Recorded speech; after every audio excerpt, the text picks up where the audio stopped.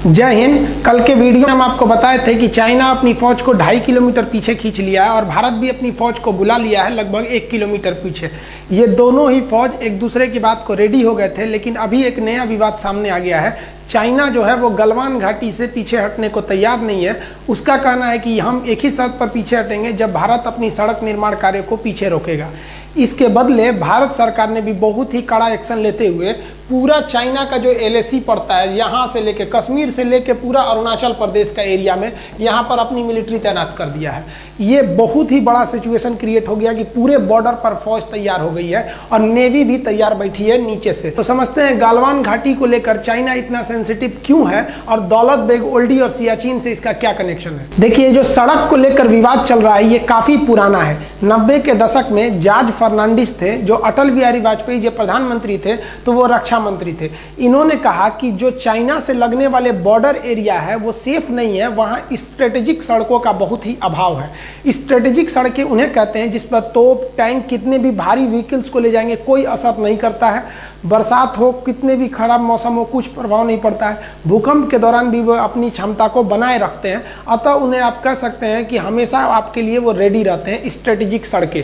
तो इन्होंने स्ट्रेटेजिक सड़कों के लिए ऐसे 61 स्ट्रेटेजिक सड़कों की पहचान की जॉर्ज फर्नांडिस। और आज जो विवाद इसलिए हो रहा है कि भारत सरकार का एक ऑर्गेनाइजेशन है बॉर्डर रोड ऑर्गेनाइजेशन BRO, उसने 75% सड़कों को कंप्लीट कर दिया है। ये सड़कें इतनी तेजी से कंप्लीट की गई कि जब अरुणाचल प्रदेश में इन सड़कों को बनाया जा रहा था तो वहां के गांव वाले अपनी जमीन को फ्री में दे दिया। हालांकि ऐसा कभी नहीं होता है, जब सड़क बनाए जाते हैं तो सरकार जमीन खरीदती है, लेकिन वहां के लोगों को सैल्यूट जो देश के लिए इतना सोचते हैं और अपनी जमीन फ्री में दे दिए कि हाँ यहाँ पे सड़क बनाइए ताकि हमारी आर्मी जा सके।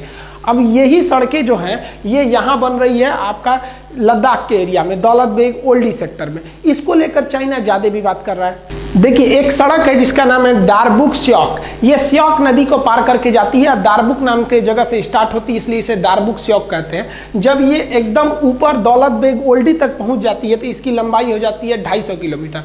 हम समझेंगे दौलत बेग ओल्डी क्या आता है। देखिए, ये इसमें जो हम रेड कलर से रंगे हुए हैं ये सियाचिन ग्लेशियर है। ये सियाचिन का एरिया है, ये इंडिया के कंट्रोल में है। उससे जस्ट पहले जो ब्लू कलर से कलर किए हुए हैं ये आपका दौलत बेग ओल्डी का एरिया। ये दोनों जरूरी है। सियाचिन ग्लेशियर दुनिया का सबसे ऊंचा युद्ध का मैदान है, तो वहीं दौलत बेग ओल्डी भारत या कह लीजिए तो दुनिया के सबसे बड़े युद्ध के मैदानों में से एक है। किंतु यहाँ पर एयरपोर्ट है, एयरफोर्स रहती है, तो ये हमको यहाँ पर तो फौज दुनिया में ये सबसे ऊंची बैठ गई और यहाँ पर आप कह लीजिए तो एयरफोर्स भी बहुत ही ऊंचाई पे बैठ गई। अब यहाँ से नीचे चाइना गलवान घाटी में अगर खड़ा रहता है तो चुपचाप वहाँ से बम मार दीजिएगा तो मर जाएगा। वहाँ से 9 किलोमीटर की डिस्टेंस पे, ज़्यादा दूरी वहाँ पे नहीं है। हाइट की वजह से चाइना को यहाँ बहुत ज़्यादा घाटा लगेगा, लेकिन ये सड़क उसमें बहुत ज्यादा भारतीयों को एडवांटेज देती है। तो ये रेड वाला आपका एरिया हो गया सियाचिन और ये ब्लू वाला हो गया आपका दौलत बेग ओल्डी। ये जो सड़क जा रही है आपको, इस सड़क का ही नाम है दारबुक स्योक। ये स्योक नदी को पार करके जा रही है। अब ये जो सड़क जा रही है इस सड़क से चाइना को दिक्कत नहीं है। दिक्कत कब चालू हुआ, जब भारत ने इसी सड़क का एक लिंक खोल दिया इस साइड में, और ये जो लिंक था वो लिंक चला गया गलवान घाटी की ओर। अब बताइए, ये गलवान घाटी से केवल 9 किलोमीटर है। अगर ये सड़क नहीं रहती तो इस सड़क के अभाव में भारतीय फौज को गलवान घाटी में पहुंचने में 8 घंटे लगते, लेकिन इस सड़क के बन जाने के बाद वहां पहुंचने में केवल 35 मिनट समय लगेगा। अब बताइए, 8 घंटे की जगह आधे घंटे में अगर फौज पहुंच जाए तो वहां भारत के फेवर में हो जाएगा युद्ध। इसलिए चाइना कह रहा है कि हम तभी हटेंगे जब आप ये सड़क को काम रोकेंगे तब। अब इंडिया का ये सोचना है कि अगर आज हम सड़क रोक लिए तो कल तो तुम युद्ध के मैदान में भी कूद जाओगे और हमारी सड़क नहीं बनी रहेगी तो हमको घाटा लग जाएगा, क्योंकि चाइना का वादा उतना ही टिकता है जितना चाइनीज सामान टिकते हैं। भारत सरकार ने चाइना को सबसे ज्यादा जो जवाब दिया कड़ा, वो पर्यटक को लेकर टूरिस्टों को कह दिया कि आप भी जाके घूम के आइए दौलत बेग ओल्डी कैसा है, आप भी जाके घूम के आइए सियाचिन ग्लेशियर कैसा है। अब विदेशी लोग आए, अब घूमने वहां चले गए। अब विदेशी जब आए तो उनको परमिशन कौन देगा घूमने का? इंडिया। ये भारत के लिए सबसे बड़ा प्रमाण पत्र हो गया कि भैया मेरा जगह है, तभी ना हम घूमने के लिए उनको वीजा दिए हैं। तुम्हारा रहता तो तुमसे पूछ के आते। अब वो देश का वीजा हमारे लिए एक तरह का प्रूफ बन जाएगा। अब चाइना इसको समझ रहा है कि भाई ये गलवान घाटी कितना इंपॉर्टेंट है। ये जो सड़क है ये 14,000 फीट की ऊंचाई पर बनाई गई है, 250 किलोमीटर लंबी है। पहले जब ये सड़क नहीं थी तो ये स्याक नदी को पार करना होता तो एक टेम्पोररी ब्रिज था, इस पे हैवी व्हीकल्स नहीं जा सकते थे। लेकिन 2019 में भारत ने इस स्याक नदी के ऊपर एक भारी भरकम परमानेंट ब्रिज बना दिया।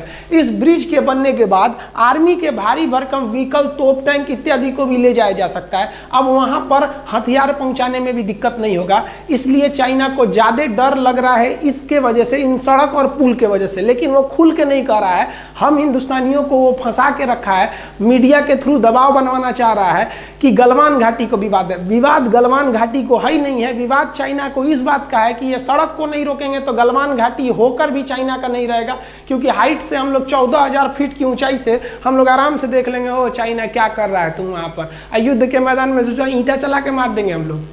यहाँ चाइनीज गवर्नमेंट का प्रेशर उनकी आर्मी पर भी है, क्योंकि चाइनीज गवर्नमेंट के खुफिया जानकारों ने चाइनीज सरकार को बोला था कि भारत वहां बहुत ही खतरनाक सड़क बनाने जा रहा है।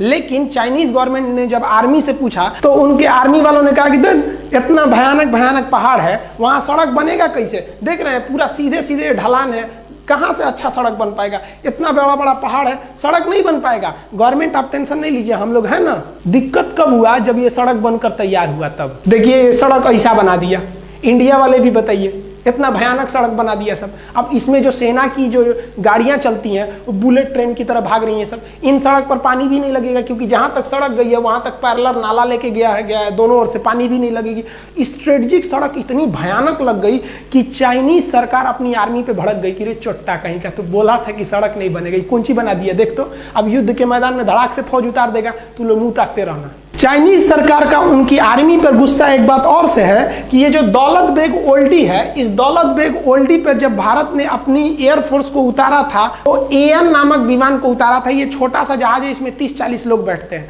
तो इस पर चाइनीज आर्मी ने कुछ खास एक्शन नहीं लिया था, कहा था 30-40 आदमी के जहाज में क्या होगा। लेकिन इंडियन एयरफोर्स ने एक और खतरनाक काम कर दिया। एयरफोर्स ने पहले तो उतारा ही छोटका विमान एएन नामक छोटा सा, और जब ये उतर गया सक्सेसफुली तो यहां उतार दिया अपना C-17 ग्लोब मास्टर और हरकुलियस नामक भारी भीषण विमान। ये विमान जो है ना भीम है एकदम, समझिए तो 70 टन उठा के उड़ जाएगा। एक हाथी 10 टन की होती है, 70 टन उठाएगा, 7 गो हाथी को लाद के उड़ जाएगा। इतना किसी भी मौसम में उड़ सकता है, पहाड़ के बीच में भी उड़ सकता है। आप इसे देखिए कितना खतरनाक ये लैंडिंग करता है। भारत ने जब दौलत बेग ओल्डी में अपना सबसे भयानक विमान C-17 ग्लोब मास्टर को उतारा तो चीन में खलबली मच गई, क्योंकि एक बहुत विशाल विमान है और इतने पहाड़ी वाले एरिया में इस विमान को उतारना एक तरह से काफ़ी चैलेंजिंग था। किंतु भारत ने इस बड़े भारी भरकम विमान को दौलत बेग ओल्डी में सक्सेसफुली उतार लिया।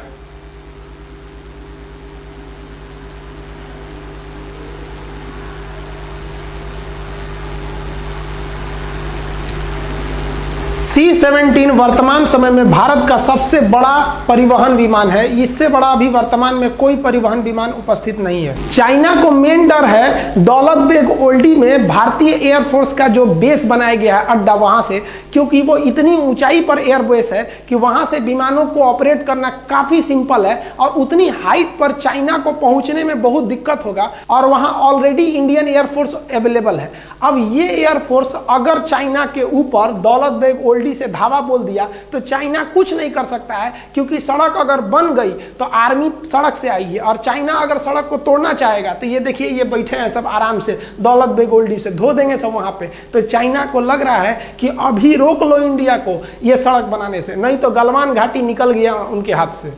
चाइना को तो 2 झटका लगा, एक सड़क बनाने से और एक दौलत बेग ओल्डी में उनके एयरफोर्स जो इंडिया का बन गया है उनसे उनको टेंशन है। उससे भयानक टेंशन उनको आ रहा है अब सियाचिन ग्लेशियर से। ये जो सियाचिन ग्लेशियर है ये दुनिया का सबसे ऊंचा युद्ध का मैदान है और इसी सियाचिन ग्लेशियर के इधर से चाइना एक सड़क ले जा रहा है CPEC, China Pakistan economic corridor. इस सड़क के माध्यम से चाइना चाहता है कि वो भारत का चक्कर न लगा के आए हिंद महासागर से, इधर से ही चला जाए। अब बताइए, अगर इधर से इनकी ट्रक सामान जाएगा और भारत से युद्ध करके सोचेंगे उधर से चले जाएं, तो यहाँ हमारा सियाचिन ग्लेशियर है, युद्ध का मैदान दुनिया का सबसे ऊंचा, और यहाँ दौलत बेग ओल्डी में हम अपना हर एक विमान जहाज उतार के देख लिए। और सियाचिन ग्लेशियर में हम लोगों ने हेलीकॉप्टर लैंडिंग हर एक चीज को करा दिया। वहाँ हेलीकॉप्टर नहीं उतर सकता था, जहाज नहीं उतर पाती थी सर, लेकिन भारतीय एयरफोर्स ने कर दिया। आप वीडियो में देखिएगा कि कैसे वहाँ लैंडिंग की गई। अब ये चाइना के लिए सरदर्द बना हुआ है, क्योंकि अगर भारत चाहेगा तो इस CPEC को बनने के बाद भी रोक सकता है सियाचिन और दौलत बेग ओल्डी के द्वारा। सियाचिन ग्लेशियर इतना दुर्गम एरिया है कि वहाँ सैनिकों को ऐसे जाना पड़ता है बर्फ में, जैसे मूवी वगैरह में जाते हैं लोग पहाड़ पर, और इतना कठिन जगह पे जाके वो लोग ड्यूटी करते हैं। लेकिन इंडियन एयरफोर्स ने उस सियाचिन ग्लेशियर पे अपना ध्रुव हेलीकॉप्टर उतार दिया, चीता उतार दिया, चेतक उतार दिया, MI हेलीकॉप्टर को बना रहा है, LCH हेलीकॉप्टर को बना रहा है। आप कहेंगे तो एयरफोर्स के जितने भी हेलीकॉप्टर हैं और विमान हैं उनका एक अलग वीडियो बना देंगे। और सियाचिन ग्लेशियर पाकिस्तान के कब्जे में चला गया था 1984 में, कैसे हम लोगों ने ऑपरेशन मेघदूत और ऑपरेशन राजीव द्वारा हम उसे वापस लेके आए थे, इसके लिए हम अलग वीडियो बना देंगे अगर आप कहेंगे तो भारत ने यहाँ पर अपना जो जहाज उतार दिया, इससे चाइना को एक बहुत बड़ा सरदर्द है कि इधर से जाएगा गलवान घाटी और उधर से जाएगा CPEC सड़क। इस एरिया में छोटे हेलीकॉप्टर को भी उड़ाया जा सकता है और आराम से यहाँ पे ऑपरेट किया जा सकता है। इस वजह से चाइना को यहाँ पर एक ज्योग्राफिकल घाटा लग रहा है हाइट को लेकर, क्योंकि उधर से चाइनीज एयरफोर्स इतनी हाइट पे आएगी जब तक ये लोग हाइट पे पहले से अवेलेबल है वहाँ पर। भारत सियाचिन ग्लेशियर पर हेलीकॉप्टर भी उतार सकता है, वहाँ अपनी सैनिकों को, रसद, सामान सामग्री को, हेलीकॉप्टर जैसे चीता, चेतक, ध्रुव जैसे हेलीकॉप्टरों को वहाँ आराम से उतारा जा सकता है और वहाँ पर रिफिलिंग तथा रसद, सामान इत्यादि को पहुँचाया जा सकता है। ये चाइना के लिए एक बहुत बड़ा थ्रेट साबित होगा, क्योंकि यहाँ हेलीकॉप्टर उतारना बहुत ही बड़ा चैलेंजिंग होता है। आप चारों ओर देखिएगा केवल बर्फ ही दिखाई देगा। साथ ही इंडियन नेवी ने कहा है कि इसका जो ईस्टर्न फ्लीट है यहाँ पर हालात ठीक नहीं है, अतः ईस्टर्न फ्लीट को हम आगे भेजने के लिए दिशा निर्देश दे रहे हैं। अब यहाँ से इंडियन नेवी भी तैयार बैठी है इधर से जाने के लिए अपने पूरे फ्लीट के साथ, कि अगर कहीं इधर में कोई दिक्कत हो रहा है तो हम यहाँ चले जाएंगे। इस बार गवर्नमेंट ने सबसे तगड़ा एक्शन लिया है कि तू ससुरा हमको गलवान घाटी में घेरो, और हम तैयार बैठे हैं कहाँ पर, पूरा यहाँ से लेकर यहाँ तक। ऊपर के बॉर्डर पे रेडी बैठे हैं आर्मी से, यहाँ बैठे हैं हम लोग पूरी तरह से एयरफोर्स को, और नेवी भी इधर तैयार ही बैठी है। आओ अब देखते हैं हम लोग। अब तुम गलवान घाटी ले लो। अगर थोड़ा भी युद्ध हुआ, 10 दिन का भी युद्ध हुआ ना, तो युद्ध किसी के परिणाम में जाने वाला नहीं है, क्योंकि दोनों अब परमाणु संपन्न देश है। तो एक बात तो कंफर्म है कि भारत के लोग चाइनीज सामानों का उपभोग करना पूरी तरह से छोड़ देंगे और चाइना को व्यापार घाटा बहुत ज्यादा लगेगा। चाइना बॉर्डर पर डेली चाइना की ओर से अलग अलग प्रोपेगेंडा को फैलाया जा रहा है। मीडिया में चाइना इस तरह से प्रस्तुत कर रहा है जैसे चाइना 8 किलोमीटर घुस गया है, 10 किलोमीटर घुस गया है। ये आप लोगों के ऊपर दबाव बनाने के लिए बनाया जा रहा है। इंडियन आर्मी वहां पे खाली नहीं बैठी थी कि तुम घुस जाओगे, हम लोग कह देंगे हाँ आइए। इंडियन आर्मी घुसने नहीं देती उन लोग को, लेकिन ये खबर पाकिस्तान और नेपाल के थ्रू इंडिया की ओर भेजा जा रहा है और तरह तरह के साइकोलॉजिकल दबाव बना रहा है।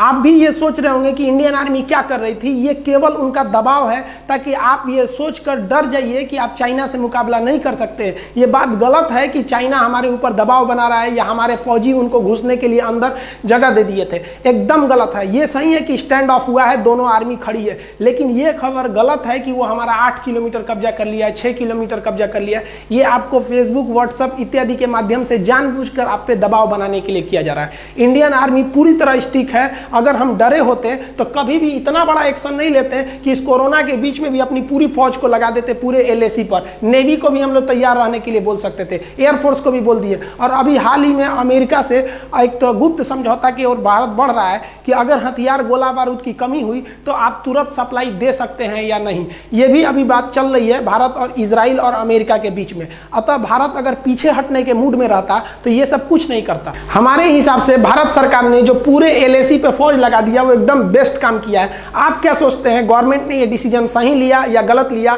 नेवी को तैयार रहने के लिए, नेवी को काउंटर करने के लिए बोला गया, क्या ये गवर्नमेंट का डिसीजन सही था या गलत? आप कमेंट करके बताएंगे।